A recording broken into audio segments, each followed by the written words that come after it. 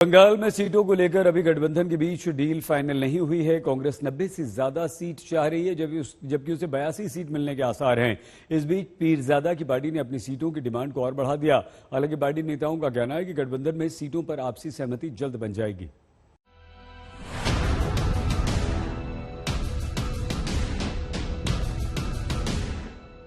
हाथ मिले गले मिले, लेकिन दिल मिले कि नहीं, ये बात जल्द साफ हो जाएगी।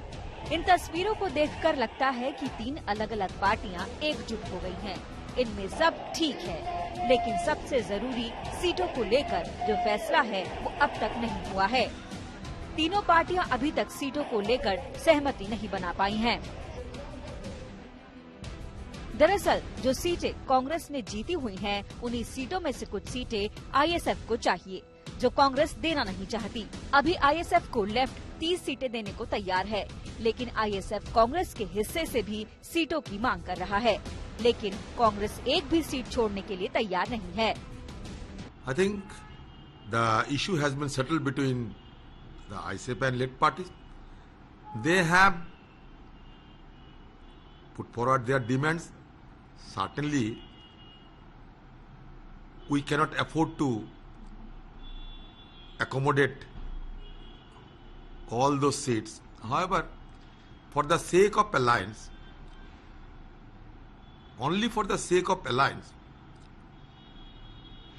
some seats could be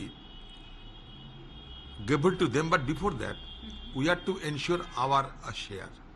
देखिए, इंसानियत के लिए, इंसान के लिए, बेकार के लिए हम चाहते हैं वोट का बंटवारा न हो, इसीलिए जो सीट का समझौता हुआ है उसमें हम राजी हैं। फिर भी कांग्रेस अगर क्लियर नहीं कर रहे, इसलिए हमने बोला है आपका पोजीशन क्या है, क्लियर कर दीजिए, जो करना है या नहीं करना है।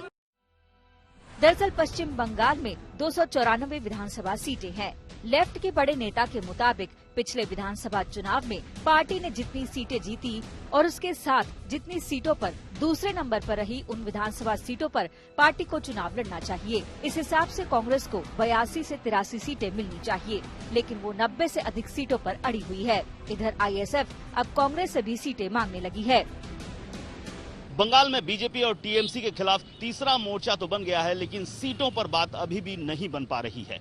कांग्रेस का कहना है कि उसे कम से कम 92 सीटें चाहिए, वहीं आईएसएफ का कहना है कि उसे 45 सीटें चाहिए। इस बीच वाम मोर्चा ने अपनी सीटों में से 30 सीटें आईएसएफ को दे दी हैं, लेकिन कांग्रेस का कहना है कि वो अपनी सीटों में से एक भी सीट आईएसएफ को नहीं देगी।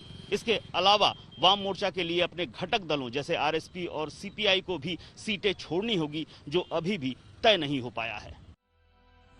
इधर बंगाल में चुनावों से पहले असदुद्दीन ओवैसी ने अब्बास सिद्दीकी से मुलाकात की थी।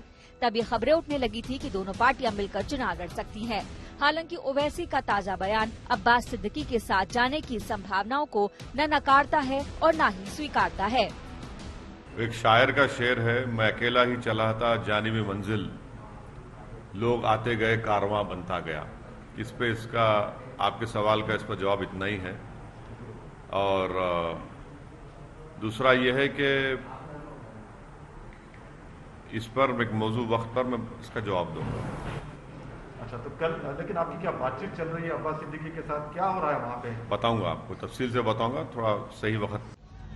बंगाल में मतदान के पहले चरण में महज 25 दिन रह गए हैं और उससे पहले बंगाल में पीरजादा की पार्टी से गठबंधन पर कांग्रेस में कलह शुरू हो गई है।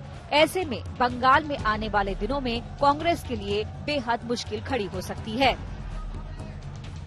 कोलकाता से इंद्रजीत कुंडू और अनुपम मिश्र के साथ आज तक ब्यूरो।